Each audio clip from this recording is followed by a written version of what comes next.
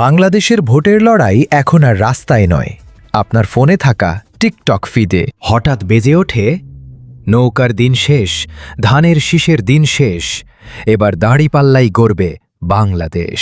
Lakh lakh view, like, share হয়ে যায় মুহূর্তেই। এই গান কি শুধু মজা? না, এটা 2026-এর নির্বাচনের সবচেয়ে বড় ডিজিটাল যুদ্ধের অস্ত্র। স্বাগতম বাংলাদেশের ইতিহাসে এক অভূতপূর্ব ডিজিটাল রাজনৈতিক যুদ্ধের গল্পে। শেখ হাসিনার সরকারের পতনের পর 5 আগস্ট 2024 থেকে নোবেল বিজয়ী মোহাম্মদ ইউনূসের নেতৃত্বে অন্তর্বর্তী সরকার চলছে।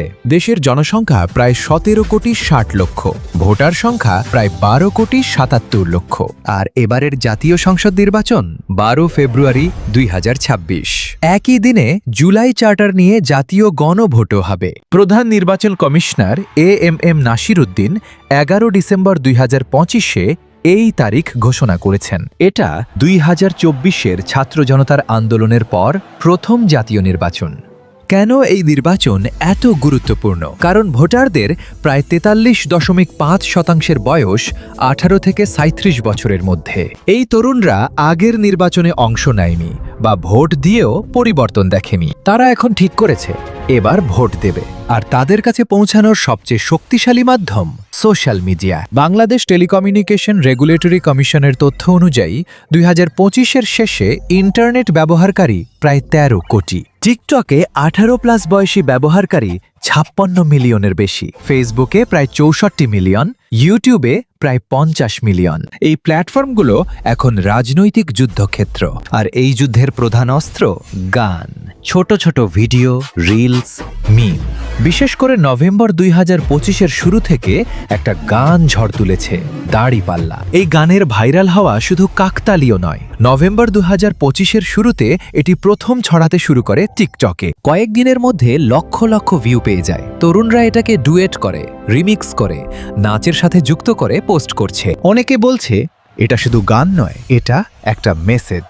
পুরনো দলগুলোর প্রতীকগুলো যেমন নৌকা আওয়ামী লীগ, ধানের শীষ বিএনপি, লাঙ্গল জাতীয় পার্টি, এবার আর চলবে না, এবার দাঁড়িপাল্লা। জামায়াতে ইসলামী এই গানকে তাদের প্রচারের প্রধান অস্ত্র বানিয়েছে। তাদের নেতাকর্মীরা টিকটকে লাইভ করে এই গান বাজিয়ে তরুণদের আহ্বান জানাচ্ছে। কিন্তু এই যুদ্ধে শুধু জামায়াত একা নয়, বিএনপিও কারো থেকে পিছিয়ে নেই। তারা তাদের ধানের শীষ প্রতীক নিয়ে নতুন গান ছেড়েছে। গানের কথা, ধানের শীষে ভোট দিন, দেশ বাঁচান, মানুষ বাঁচান। বিএনপির চেয়ারম্যান তারেক রহমান লন্ডন থেকে ফিরে এসে ডিজিটাল ক্যাম্পেইনকে আরও জোরদার করেছেন। তাদের টিকটক অ্যাকাউন্ট থেকে ছোট ছোট ভিডিও, মিম, রিলস ছড়িয়ে পড়ছে। বিএনপি বলছে তারা তরুণদের স্বপ্নের দল। তারা রিফর্ম, চাকরি, শিক্ষা এসব নিয়ে কথা বলছে। আর ন্যাশনাল সিটিজেন পার্টি এনসিপি, এটা 2024-এর ছাত্র আন্দোলন থেকে উঠে আসা নতুন দল। তারা জামায়াতের সাথে 11 দলীয় জোটে আছে। তাদের প্রতীক শাপলা। তারাও টিকটকে গান ছেড়েছে, শাপলা ফুটবে নতুন বাংলায়। তরুণ নেতারা লাইভ করে বলছে আমরা পুরনো রাজনীতির বিকল্প, আমরা জুলাই চার্টারের পক্ষে। এই গণভোটে জুলাই চার্টার পাশ হলে সংবিধান বদলাবে, প্রধানমন্ত্রীর ক্ষমতা কমবে, বিচার বিভাগ শক্তিশালী হবে। তাহলে কথা হলো, এই ডিজিটাল যুদ্ধের মাঝে আওয়ামী লীগ কোথায়? বর্তমানে তারা নিষিদ্ধ। মে 2025-এ অন্তর্বর্তী সরকার তাদের রাজনৈতিক কার্যক্রম নিষিদ্ধ করেছে। তাদের নেতারা অনেকে জেলে, অনেকে পালিয়ে। তাই তাদের নৌকা প্রতীকের কোনো গান নেই এবার। কিন্তু পুরনো সমর্থকরা গোপনে টিকটকে কমেন্ট করছে নৌকা ফিরবে। এইসব গান, রিলস, মিম এগুলো শুধু বিনোদন নয়, এগুলো ভোটের মন জয় করার অস্ত্র। তরুণরা বলছে আমরা আর পুরনো দলের ফাঁদে পড়ব না, আমরা নতুন কিছু চাই। আর সেই নতুনটা কি? দাঁড়িপাল্লা, ধানের শীষ, শাপলা নাকি অন্য কিছু? এই ডিজিটাল যুদ্ধের মূল কেন্দ্রবিন্দু হয়ে উঠেছে টিকটক। কেন?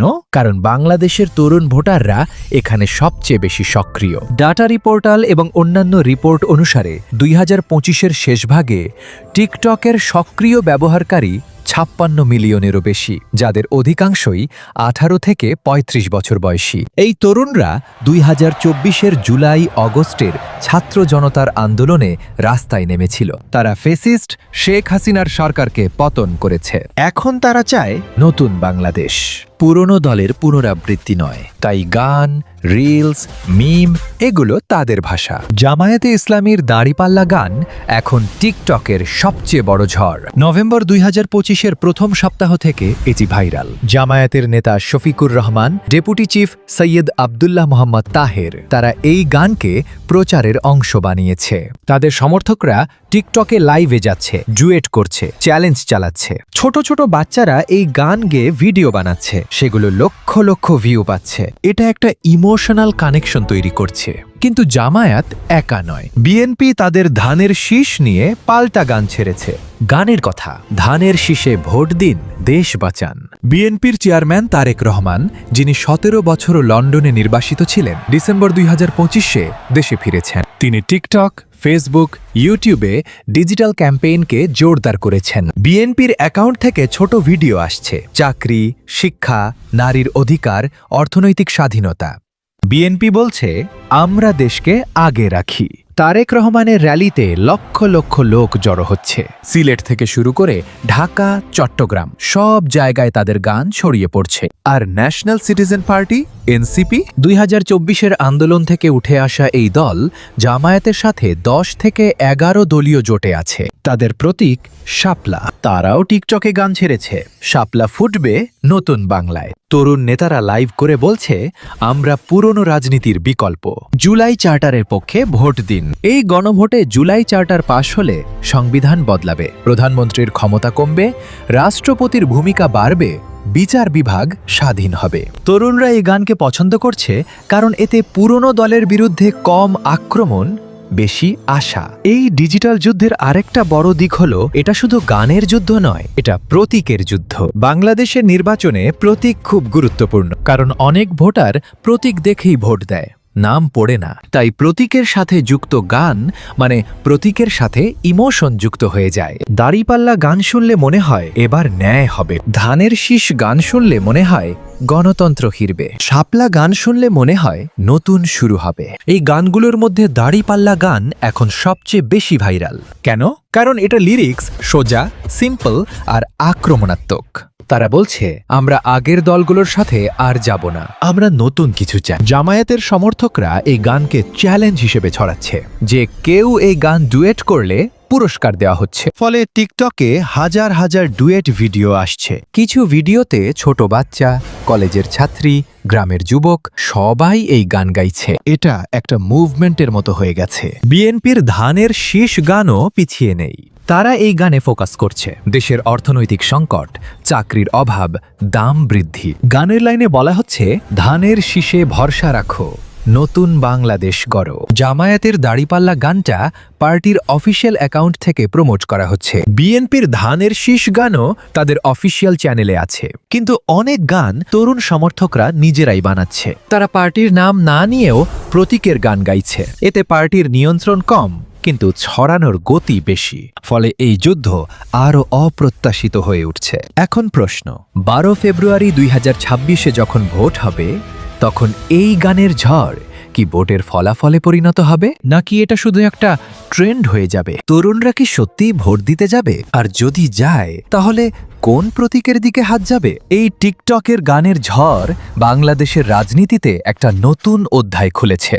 এটা প্রথমবার নয় যে সোশ্যাল মিডিয়া নির্বাচনকে প্রভাবিত করেছে, কিন্তু এবারের মতো গান আর প্রতীককে এত বড় অস্ত্র বানানো হয়নি। দাঁড়িপাল্লা, ধানের শীষ, শাপলা, এই 3 প্রতীকের গান এখন তরুণদের হৃদয়ে জায়গা করে নিয়েছে। কিন্তু শেষ পর্যন্ত কে জিতবে, কোন গান ভোটের বাক্সে পরিণত হবে? আমরা দেখেছি জামায়াতে ইসলামীর দাঁড়িপাল্লা গান সবচেয়ে দ্রুত ছড়িয়েছে। এর সোজা আক্রমণাত্মক লিরিক্স তরুণদের মধ্যে রাগ আর আশা দুটোই জাগিয়েছে।